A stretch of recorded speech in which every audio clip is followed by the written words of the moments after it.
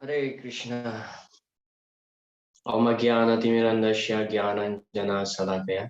Chakshur Unmilitam Jena Tasmai Sri Gurave Namaha. Sri Chaitanya Manobishtam Stapitam Yena Bhutale Swayam Rupa Kadamahyam Dadati Shwapadantikam. Vandeham Sri Guru Sri Jutapadakamalam Sri Gurun Vaishnavamsha. Sri Rupam Sagrajatam Shahagana Ragunatam Vitam Tam Sajivam. Sadvaitam Shavadutam Parijana Saitam Krishna Chaitanya Devam Sri Radha Krishna Padan Sahagana Lalita Sri Visakamvitanscha. Hey Krishna Karuna Shindu Dinabandhu Jagatpate Gopesha Gopika Kanta Radha Kanta Namostute Tapta Kanchana Gaurangi Radhe Vrindavaneshwari Vrishabhanusute Devi Pranamami Hari Vancha kalpatarubhyascha kripa shindubhya eva cha patitanam pavanebhyo vaishnavebhyo namo namaha. Jai Sri Krishna Chaitanya Prabhu Nityananda Sri Advaita Gadadhara Sivasadi Gaura Bhakta Vrinda. Hare Krishna Krishna Krishna Hare Hare Hare Rama Rama Rama Hare Mukam karoti vachalam pangam hayate girim jat kripa tamaham bande Sri Gurun Dinataranam Paramanandamadhavam Sri Chaitanyeshwar. Hare Krishna. So welcome, welcome to our English Bhakti Shastri course. So today we are starting the Bhagavad Gita, chapter 5. Yeah, chapter entitled Karma Sannyas Yoga, or Srila Prabhupada translated as Karma Yoga in Krishna Consciousness. Because the idea is that when karma and gyan combine together, that becomes Buddhi Yoga. So another name of Buddhi Yoga is Karma Sannyas Yoga or Niskama Karma Yoga. Or in one place, Srila Prabhupada also mentioned Niskama Karma Yoga is Krishna consciousness. Because the idea of being Niskama means one performs one's activities, but without expecting any, without attached to the result of one's activities.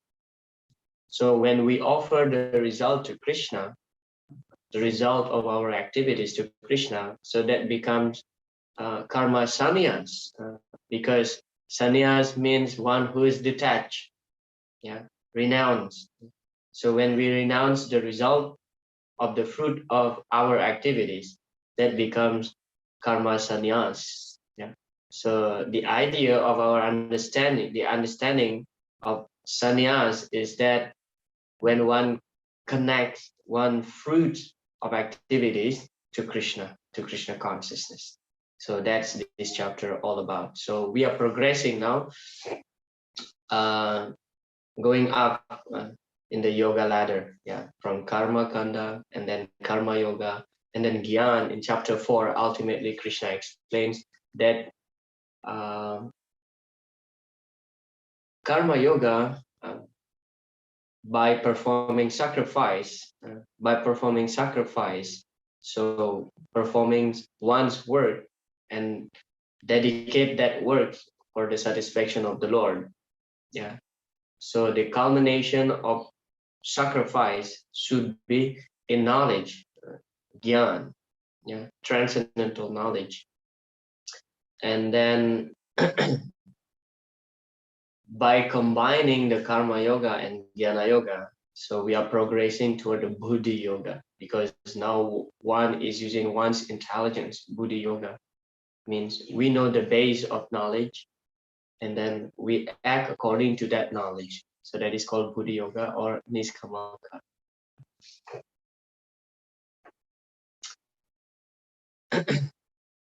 So chapter 5, yeah, Karma Yoga, Action in Krishna Consciousness.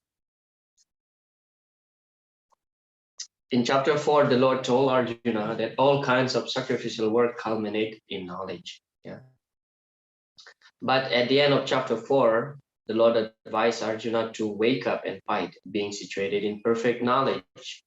Therefore, by simultaneously stressing the importance of both work in devotion and inaction in knowledge, Krishna had perplexed Arjuna and confused his determination. So now this chapter will start by Arjuna's question, almost same like in the third chapter.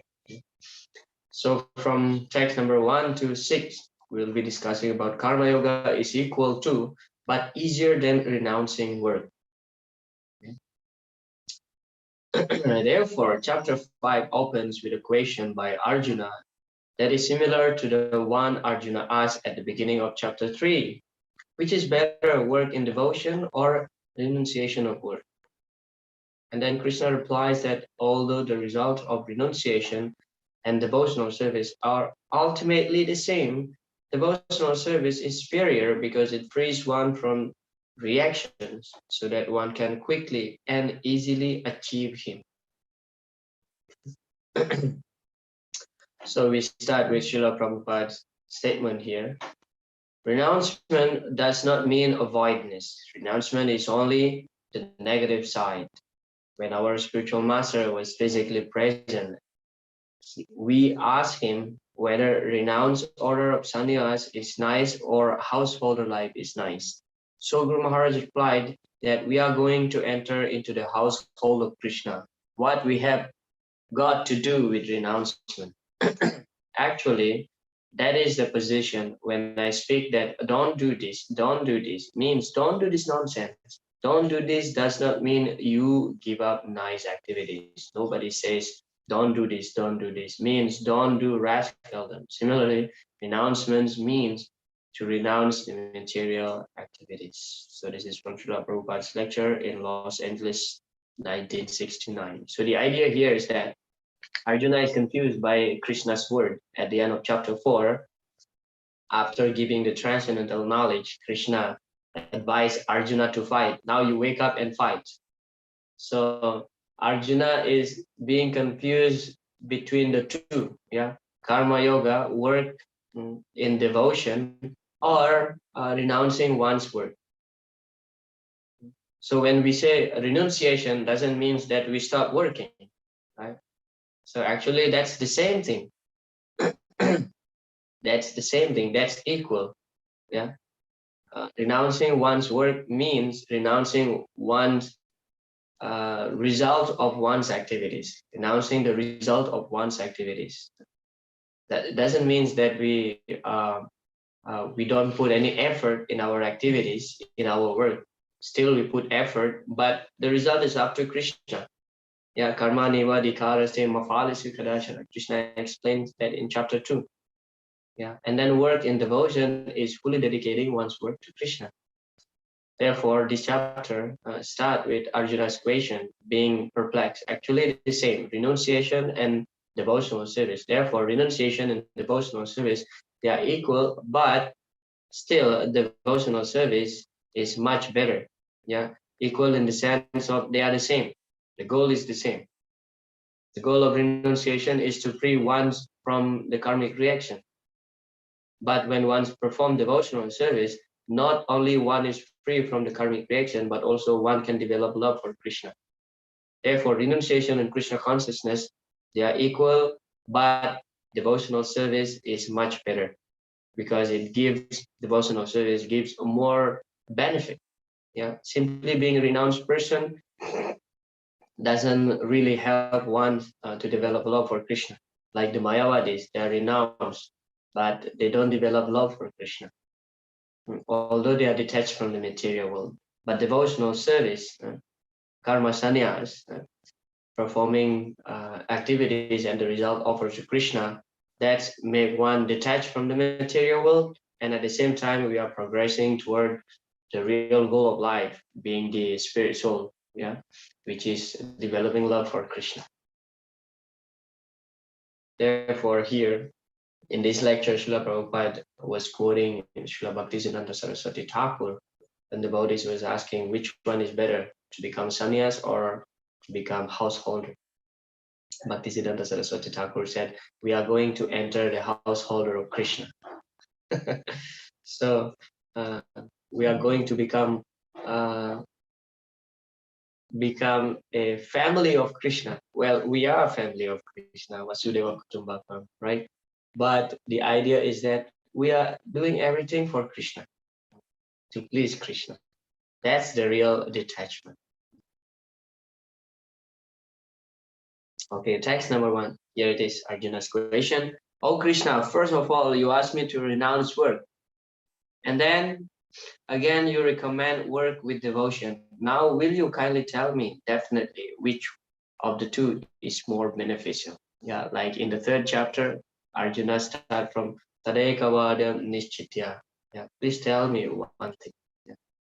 In the 2nd chapter, Prabhupada explained, in the 2nd chapter, preliminary knowledge of the soul and its entanglement in the material body were explained. Yeah, the he knows minyata, the in the 3rd chapter, it was explained that a person who is situated on a platform of knowledge no longer has any duty to perform. So it doesn't mean that when one is liberated, one is free from free from the what do you call this, occupational duty. Yeah, occupational duty doesn't mean that one can stop working, because Krishna also break the arguments, yeah, by stating the Yadhyadachara Tisresas. Even the liberated person should perform his duty just to teach the whole world. And in the 4th chapter, the Lord told Arjuna that all kinds of sacrificial work culminate in knowledge. However, at the end of the 4th chapter, the Lord advised Arjuna to wake up and fight, being situated in perfect knowledge. Therefore, by simultaneously stressing the importance of both work in devotion and inaction in knowledge, inaction in knowledge means, remember the word inaction means akarma. Yeah, so akarma is Krishna consciousness activities. These are the same thing actually. Work in devotion, that means we work for Krishna. And inaction, that means we are performing activities, but we are in action. There is no karmic reaction because we offer it to Krishna. Krishna has perplexed Arjuna and confused his determination. So Arjuna understands that renunciation in knowledge involves cessation of all kinds of work performed as sense activities. So this is the misunderstanding of Arjuna here, that renunciation in knowledge, he thought that it is stopping completely any kinds of activities, but that is not true. Yeah. So renunciation in knowledge means we still working, we are performing our duty, but we don't attach to the result. Yeah. But if one performs work in devotional service, then how is work stopped? Therefore, Arjuna is confused here. You should perform work, but in bhakti. And at the same time, Lord Krishna says, you should be renounced in knowledge. So these are the same thing actually, but Arjuna is a bit confused here. So this is a quotation from Sarandra Antony. It is Krishna's plan that Arjuna remain confused. If we think that Arjuna is a great devotee of the Lord, he's a pure devotee, he is the eternal associates of the Lord, how could he look like so confused of this simple matter? So this is the reason. It is Krishna's plan that Arjuna remain confused, because their dialogue is actually taking place for our benefit. Yeah, not for Krishna, not for Arjuna's benefit. It's for our benefit, not Arjuna's. Arjuna's perplexity gives Krishna the chance to stress further that work and renunciation are not opposed to each other. So they are the same thing. Yeah, not opposed to each other. They are the same thing. But Arjuna is confused here by the Yogamaya of the Lord. It's for our benefit, because we always confuse. Okay, text number 2. The personality of God had replied, the renunciation of work and work in devotion are both good for liberation. But of the two, work in devotional service is better than renunciation of work. Fruitive activities seeking sense gratification are cause for material bondage as long as one is engaged in activities aimed at improving the standard of bodily comfort.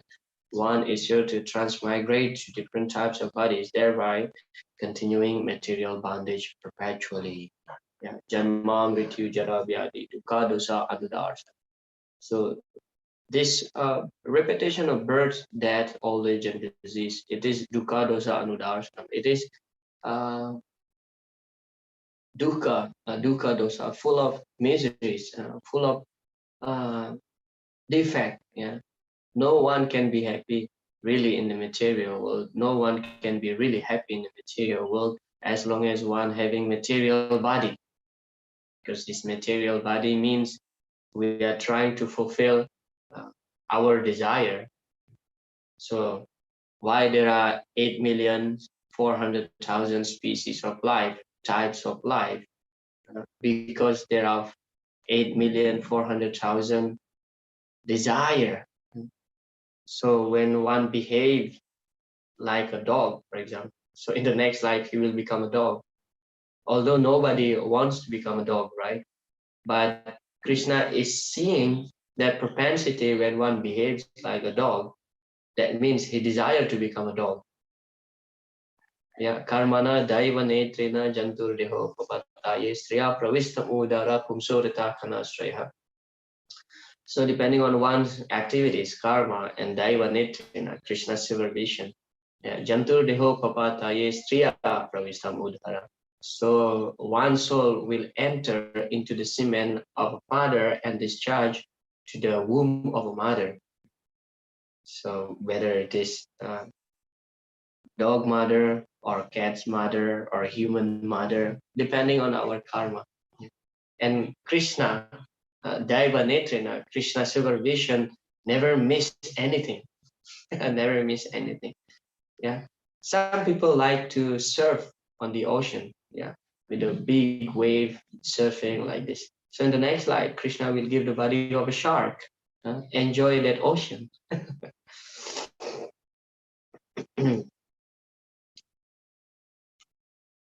Therefore, jnana or knowledge that one is not this material body but spiritual is not sufficient for liberation.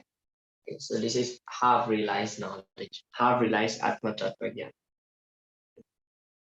Without Krishna consciousness, mere renunciation of fruitive activities does not actually purify the heart of a conditioned soul. Yeah. Like the Mayavadis, they have this Atma Tattva Jnana, but they don't know about bhakti. Yeah, they know only that they are not the body. So that's actually not enough to completely purify one's heart. Because when one desires to merge with Brahman, that's actually a selfish mentality, because that jiva still doesn't act according to his own nature, which is the uh, eternal servant of the Lord. Yeah, Nitya Krishna Das. Therefore, he's not completely pure. Text number 3. One who neither hates nor desires the fruits of his activities is known to be always renounced. Such a person, free from all dualities, easily overcomes material bondage and is completely liberated, O mighty arm Arjuna. Purport. Knowledge that one is one in quality yet different in quantity is correct transcendental knowledge, leading one to become full in himself, having nothing to aspire to.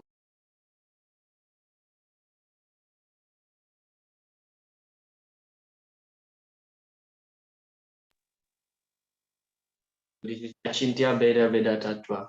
Yeah, one is simultaneously equal with the Lord, yet remains different, means equal in quality, Sachit Ananda, and then in quantity is different. We are called the Anu or small spark, and Krishna is known as the Vibhu. Yeah, is big. There is no duality in his mind because whatever he does for Krishna. Being thus free from the platform of dualities, is liberated even in this material world. Yeah, ihayasya hare dasya karmana mana sagira nikila swapyavastasu jivan mukta uchate. So although one is still having the material body, but when he is engaged completely in Krishna's service. So Jivan Mukta Sa Uchyate. Yeah, he remained liberated.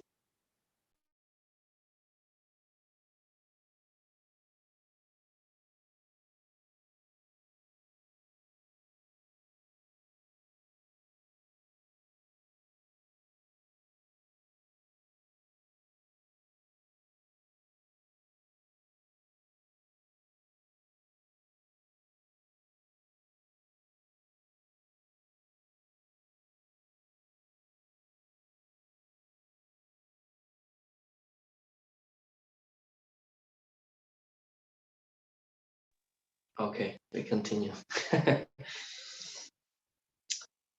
So Jivan Mukta Sa Uchyate. Yeah, he's liberated, although he's still in the material body, in the material world. Yeah, because he's engaged in Krishna's service. Text number 4. Only the ignorant speak of devotional service, karma yoga, as being different from the analytical study of the material world, or Sankhya. Those who are actually learned say that he who applies himself well to one of these parts achieve the results of both. So there are two things here. Srila Prabhupada explained according to this verse mentioned. There is Sankhya and also karma. Yeah. So the purpose of Sankhya and karma, they're actually one. Yeah. They're actually one, which is Lord Krishna. Yeah. Vishnu. Yeah. Because Sankhya actually Kapila there in the third canto also explaining about Sankhya, but that Sankhya that explained by Kapila Muni, the son of Devahuti, is the Sankhya philosophy which leads to devotional service. In one hand, there is another person is also known as Kapila, and that Kapila also teaching about Sankhya, but that Sankhya leads to the atheistic understanding. Yeah. So so actually Sankhya means analytical study of material body. Yeah. Separating the matter and spirit. This is called Sankhya. So when we understand that we are not the body, then we have to inquire further. Then what are we? We are the spirit soul, and where we are coming from. And ultimately understanding about our relationship with the Lord and perform devotional service. So in that way, Sankhya leads to the real goal, which is Vishnu. And then Karma Yoga is also like that.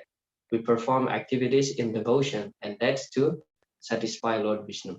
Yeah. But the ignorance, Nate Vidu Swartagatim Hi Vishnu, they don't know that the goal of life is Vishnu. And they think that Sankhya and Karma, they are different.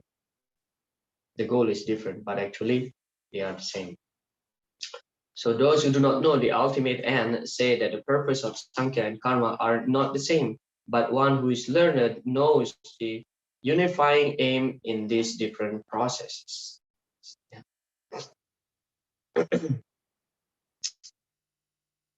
Text number 5. One who knows that the position reached by means of analytical study can also be attained by devotional service, and who therefore sees analytical study and devotional service to be on the same level, sees things as they are. So this is the vision of a learned person. Yeah, he can see that this path is actually leading toward the same goal. Yeah. The real purpose of philosophical research is to find the ultimate goal of life. So the purpose of Sankhya is to find the ultimate goal of life, which is devotional service, as Sankhya explained by Kapila, the son of Devahuti, not the atheistic Sankhya. By Sankhya philosophical research, one comes to the conclusion that a living entity is not a part and parcel of the material world, but of the Supreme Spirit whole. Consequently, the Spirit soul has nothing to do with the material world. His actions must be in some relationship with the Supreme. Yeah. Paropimanute tatkritam chavipadyate. Yaya samohito jiva atmanam trigunatmakam. The bewildered jiva, samohita, bewildered jiva, thinks that atmanam trigunatmakam, that is the product of the material energy.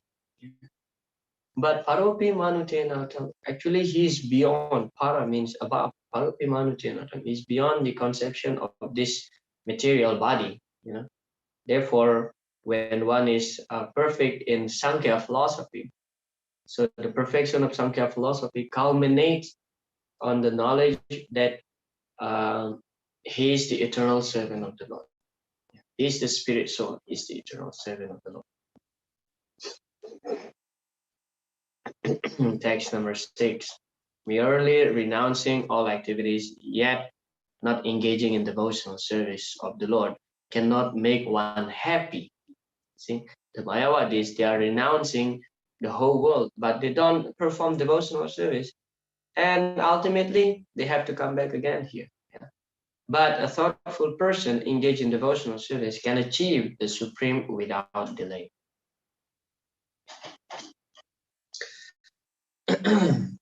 Prabhupada explained there are two classes of sannyasis. Yeah. One is Mayavadi sannyasis and one Vaishnava sannyasis. Okay, so Prabhupada explained the Mayavadi sannyasis engage in studies of Samkhya and Vedanta and speculation, cannot relish transcendental service of the Lord because their studies become very tedious. Tedious means boring. Yeah. They sometimes become tired of Brahman speculation and thus they take shelter of the Bhagavatam without proper understanding. So in the past time of Chaitanya Mahaprabhu, just like Sarvabhauma Bhattacharya and also Prakashananda Saraswati, they are Mayavadis, great Mayavadis. They love to twist the meanings of the Bhagavatam and find the ultimate conclusion, which is ultimately we are Brahman, everybody is Brahman, so you are God, I'm God, everybody is God, and we will become God. Yeah. But the Vaishnava sannyas have nothing to do with these material activities, and yet they perform various activities in their devotional service to the Lord. So the Mayavadi sannyas cannot really happy, cannot really happy. Happiness derived from performing activities. Nobody is happy just simply sleeping. Well, for example, sometimes we need some peace, right? Sometimes we need some peace. So we sometimes want to be alone, right? So we enter our room and lock it and just do nothing, just lay down, do nothing. Sometimes we need that, but how long we can do that? We need to communicate. Finally, we take our phone, we start doing something, read something, watch something. Yeah. So happiness derived from activities. So similarly, the Mayavadi, they don't want to be disturbed. They want to be alone. So they will go to the Brahma Jyoti and be there, sit there, and then they will feel bored. And they should come down again to the material world. So similarly, just like us, okay, after we bored, tired of being alone in our room, doing nothing, so we go out again from our room. But in devotional service, we perform so many activities which is actually pleasing. Pleasing makes us happy because happiness derived from activities. Happiness derived from relationship. Yeah, we have our relationship with Krishna. Krishna reciprocates with us. But the Mayavadis, they don't want relationship. They just want to be alone. Therefore, Mayavadi cannot really be happy. They may get some sense of being peaceful, but peaceful itself is not the ultimate happiness in life. But in Krishna consciousness, we derive both peace and also happiness. Yeah. What is the peace formula will be explained toward the end of this chapter. Yeah. Dhyatva santim richati. Be patient. So this is a lecture from Srila Prabhupada. Sannyas, suppose if you simply renounce the world for your certain difficulty, the worldly life, household life is very difficult to maintain. Now let me become sannyas. I'll go door to door and beg. So this is not the proper mood of accepting a sannyas order. Yeah, to avoid some problem. Yeah, to avoid some problem. That is not the proper mood. Yeah, because anyway, this material world is a world full of problems. Yeah, but the real purpose of taking the sannyas order, as Srila Prabhupada explained, is actually because we want to preach about Krishna consciousness to please Krishna. Yeah, not that, oh, now I got married, too much problem, this and that, let me take sannyas. This is not a proper mood. Yeah? But the proper mood is that with a proper understanding that it's time for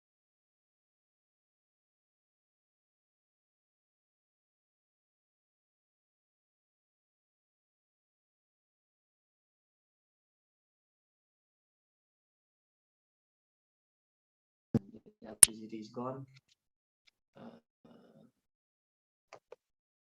Introduce the hotspot.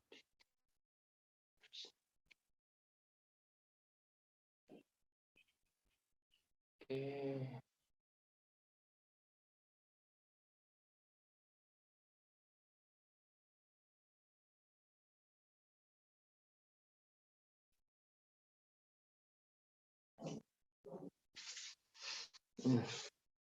Modern technology.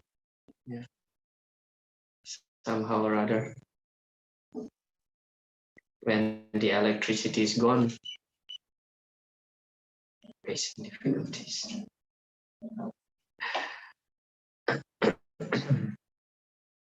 Okay.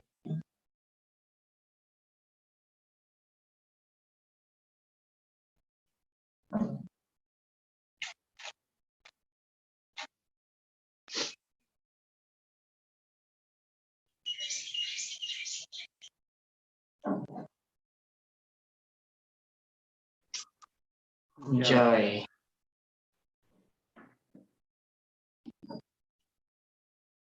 Okay.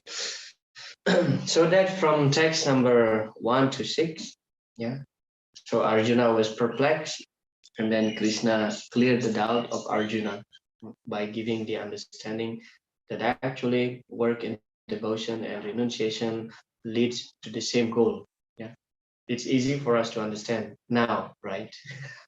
But later maybe we'll forget. Therefore, Arjuna's confusion is actually Krishna's arrangement. Yeah. And then continuing on that discussion. So now from text number 7 to 12, description of Niskama Karma Yogi or Jnani. After describing the superiority of devotional service, Krishna explains how to work devotionally with detachment. Now finally Krishna combines these together. Yeah, bhakti and renunciation. So it becomes Niskama Karma or Sannyas Yoga. Yeah. One in knowledge of Krishna understands his incompatibility with material nature and thus acts only for purification, giving the result of his work to Krishna. Thus he remains unattached, performing work as a matter of duty. So the word incompatibility here is very significant.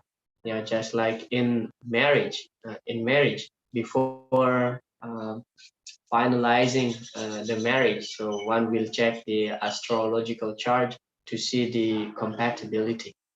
So if there is compatibility, good compatibility, then the marriage can, sanction and carry on with that. But if there are a lot of incompatibility, so better to find another partner. So that's our general system. Yeah. So similarly, we with the material world, we are completely incompatible, not matching at all. Therefore, we should be, detached from this material world.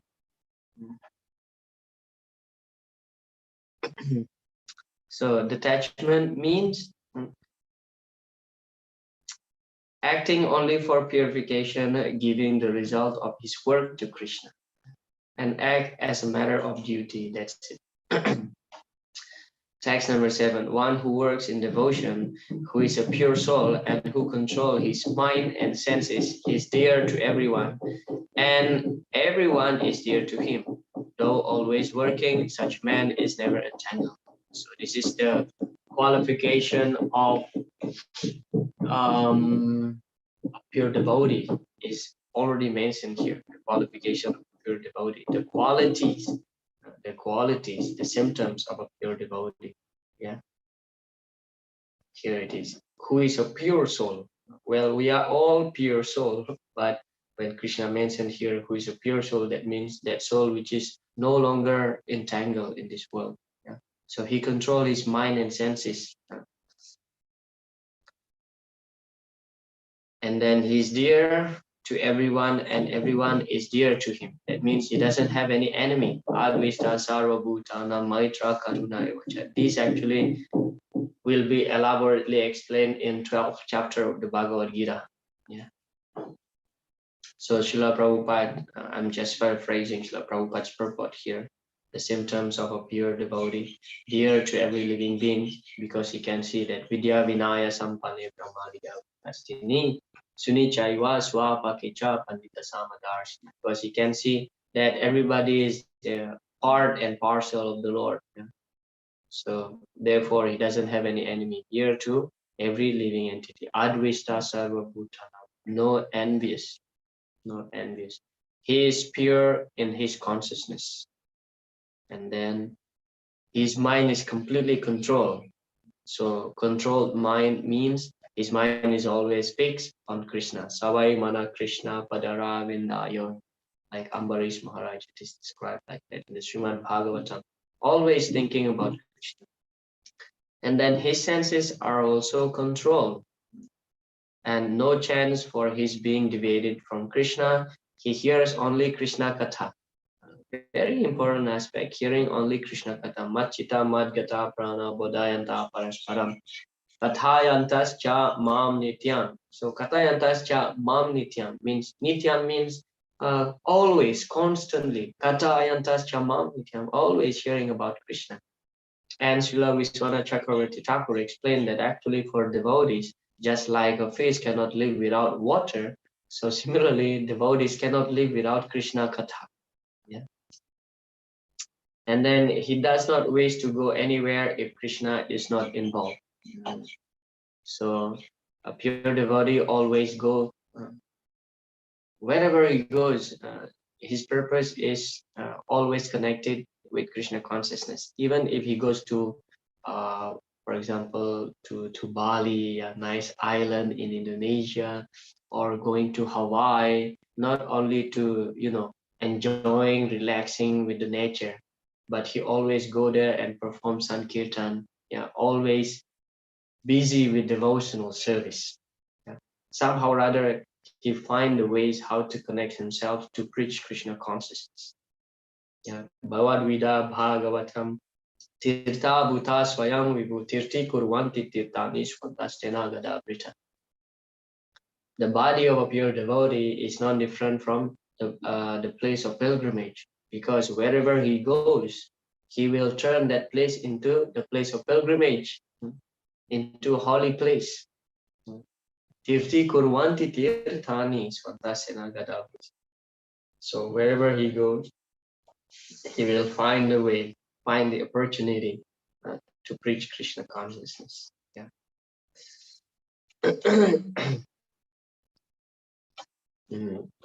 Continuing, Srila Prabhupada's purport. Therefore, his senses are controlled. A man of controlled senses cannot be offensive to anyone. Yeah. So when one senses is controlled, then he understands that everybody is actually his brother, yeah, brother or sister, because he doesn't have any misconception in his life. Yeah. So Prabhupada mentioned here, a man of controlled senses cannot be offensive to anyone. Then the question may raise, why then was Arjuna offensive in battle to others? Wasn't he in Krishna consciousness? So offensive here referring to that he against his guru, he against his grandfather, yeah, his family relatives, uncles, and so on.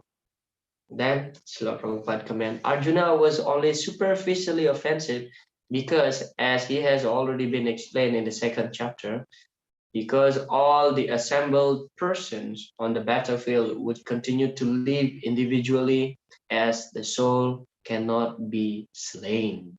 So it just superficially Arjuna was offensive. Yeah.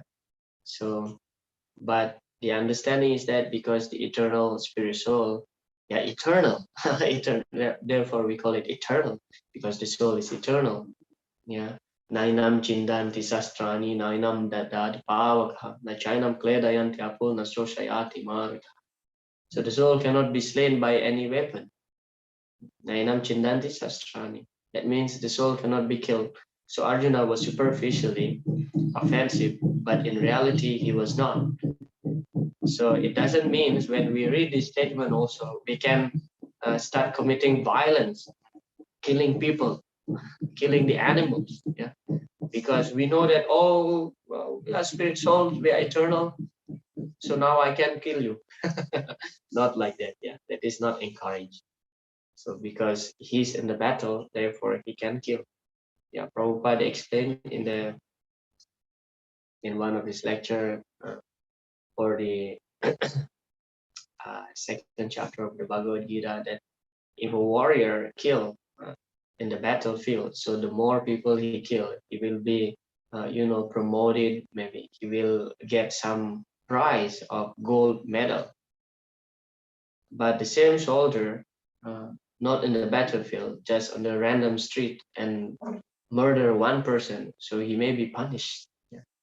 So the principle of killing is that killing is sanctioned, killing is okay on the order of superior authority, but not on the one's whimsical, desire. So that is wrong. So it is only superficially. Nahanyate hanyamane sarire. When the body is killed, the soul doesn't kill. Still, it doesn't mean that randomly we can kill people. Therefore, Arjuna, while fighting on the battlefield of Kurukshetra, was not really fighting at all. He was simply carrying out the orders of Krishna in full Krishna consciousness. Such a person is never entangled in the reactions of words. Yeah. So Arjuna is fighting because he's just carrying out the order from his authority, which is Krishna. Therefore, his authority is taking charge of everything. Yeah. Arjuna is free from any karmic reactions. And text number 8 and 9. A person in the divine consciousness, although engaged in seeing, hearing, touching, smelling, eating, moving about, sleeping, and breathing, always knows within himself that he actually does nothing at all, because while speaking, evacuating, receiving, or opening or closing his eyes, he always knows that only the material senses are engaged with their objects and that he is aloof from them. So this is the mentality, the situation of a niskama karma person or a karma sannyas person. Yeah, he's remained aloof from this material body, although he's remain active. He remains active, but he is untouched by any karmic reaction. Yeah. In material consciousness, the senses are engaged in sense gratification, but in Krishna consciousness, the senses are engaged in the satisfaction of Krishna's senses. Because the nature of this body, the nature of the soul, first of all, is always active. Right? The soul is always active. Therefore, especially when we get the material body, naturally, we will always be active. We'll always be active. But a materialistic person will engage his senses for his own sense gratification, but a Krishna conscious person, Nirbandha Krishna Sambandhi, always engage his senses, Rasikena Risikesha, to serve the master of the senses, which is Krishna. Therefore, the Krishna conscious person is always free, even though he appears to be entangled. Even though he appears to be engaged in affairs of the senses. Yeah. So it doesn't mean that now we become spiritual person, try to engage in some spiritual activities, immediately we stop acting. We stop our so-called material work. No, because even Krishna explains also to Arjuna that in order to maintain the body, we need to work. Yeah, nobody can exist without working. So we need to maintain the material body with work. But the art here is that that work should be connected to Krishna. Yeah. One time when in the early days of ISKCON, so Brahmananda Prabhu, he was a teacher in university. So Brahmananda Prabhu expressed his desire to Prabhupada. So Swamiji, should I join the temple and stop my work? Because he wants to become a full-time brahmachari at that time. And then Prabhupada said, no.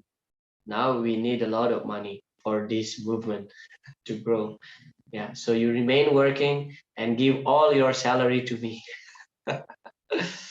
Yeah. So doesn't mean is that when we join Krishna consciousness movement, we sit idly. And therefore, in one purport, Srila Prabhupada mentioned there are so many misunderstandings about Krishna, about our movement, about Krishna consciousness movement. People are thinking that we are to be inertia. Inertia means that sitting idly.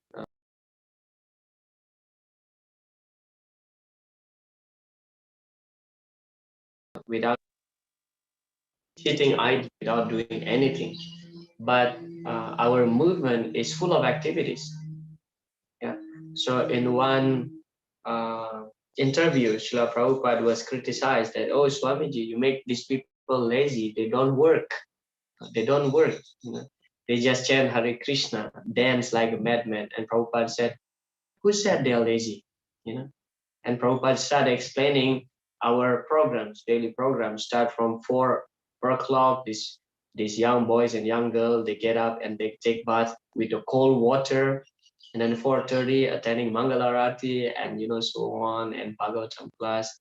And then they cook for the Lord, and then they go out for Sankirtan. Who said these people are lazy? Who said these people are lazy? So our movement is full of activities, and that those activities is susukam kartumagaya. So we cannot stop the senses. That's the point here. We cannot stop the senses, but we should utilize the senses in Krishna consciousness. So similarly, Arjuna cannot stop his senses. He must act, and the best thing in his course is that he should act according to his swadharma. As kshatriya, he should fight and dedicate that fight for the satisfaction of the Lord. That's Krishna's advice in this section. Srila Vishwanath Chakravarti Thakur explains that the Niskama Karmi, even while acting with his body, senses, and so on, is a Tattvavit. Tattvavit means one who knows Tattva. He realizes the self is separate from the body. Okay.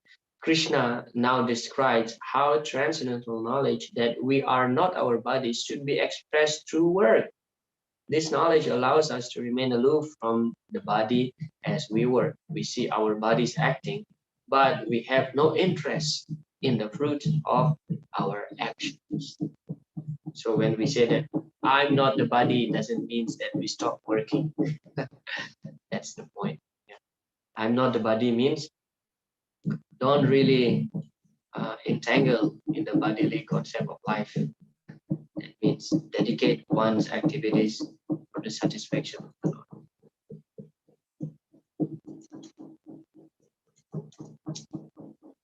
Text number 10. One who performs his duty without attachment, surrendering the fruit, surrendering the result unto the Supreme Lord, is unaffected by sinful actions, as the lotus leaf is untouched by water. Yeah. So if we remain engaged in Krishna's service, so Krishna will take charge fully of our activities. Yeah.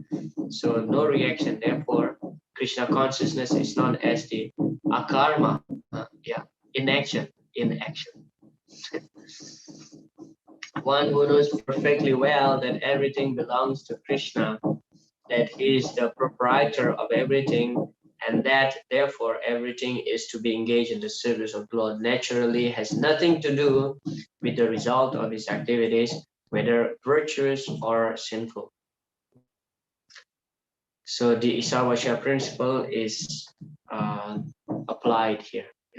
The conclusion is that a person without Krishna consciousness acts according to the concept of the material body and senses, but a person in Krishna consciousness acts according to the knowledge that the body is the property of Krishna and should therefore be engaged in the service of the Lord. This is nice purport. Yeah. Ultimately, this body is the property of the Lord. Then what is the best activities for the body? Best utility of the body is to use it for the pleasure of the owner of this body. Yeah. Text number 11. The yogis, abandoning attachment, act with body, mind, intelligence, and even with the senses only for the purpose of purification. When one acts in Krishna consciousness for the satisfaction of the senses of Krishna, any action, whether of the body, the mind, intelligence, or even the senses, is purified of material contamination.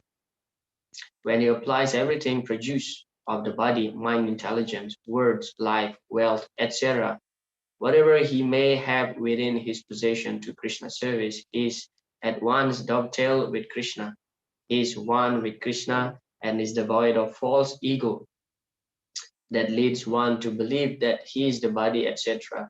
This is the perfect stage of Krishna consciousness. So Prabhupada is also mentioning here about the conception of oneness. Yeah, is one with Krishna. So one with Krishna doesn't mean that we will merge with Krishna. No, but one with Krishna means we have one intention, one pointed intention with Krishna. We just want to serve Krishna. And in reciprocation, Krishna will also want to please his devotees.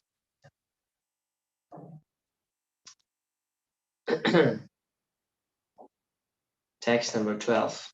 The steadily devoted soul attains unadulterated peace because he offers the result of all activities to me. You see, devotees just remain engaged in Krishna consciousness. Therefore, it is mentioned here, unadulterated peace, real peace. Yeah? Whereas a person who is not in union with the divine, who is greedy for the fruits of his labor, becomes entangled. Yeah. Prabhupada's purport. The difference between a person in Krishna consciousness and a person in bodily consciousness is that the former is attached to Krishna, whereas the later is attached to the result of his activities. So the former means the devotees, and the later means the materialistic people. Yeah. The person who is attached to Krishna and works for him only is certainly a liberated person, and he has no anxiety over the result of his work. So just perform one's duty. Even in the matter of preaching, also in the matter of preaching, we just perform our duty. Yeah, and the result is up to Krishna.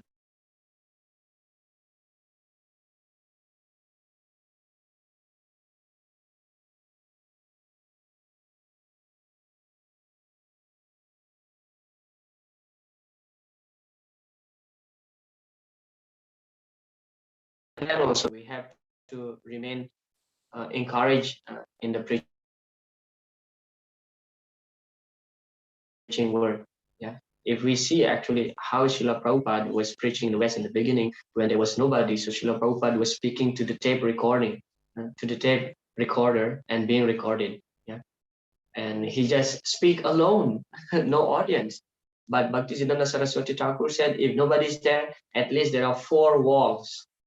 There are 4 walls. So these 4 walls will get purification, because there are so many entities in this wall, which is invisible from our eyes. Like there are so many germs, bacteria, small ants.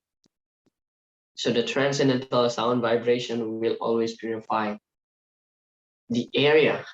If no living entity, the area will be purified. So there's no loss. Yeah, there's no loss. So in the preaching work also like that. We just do our duty, and whether it will be success or not success, it's up to Krishna. But actually, there is no loss in preaching work. In Krishna consciousness, there is no loss.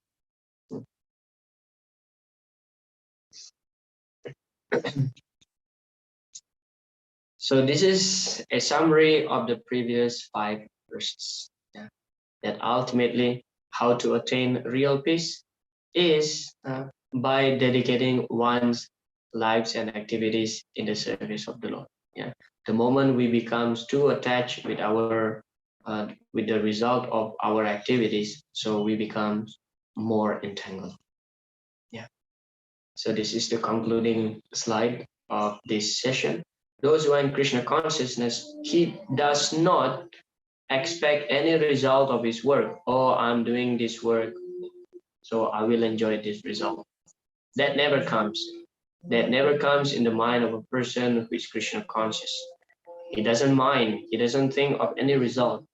Yukta karma phala tyaktva. Tyaktva means to give up.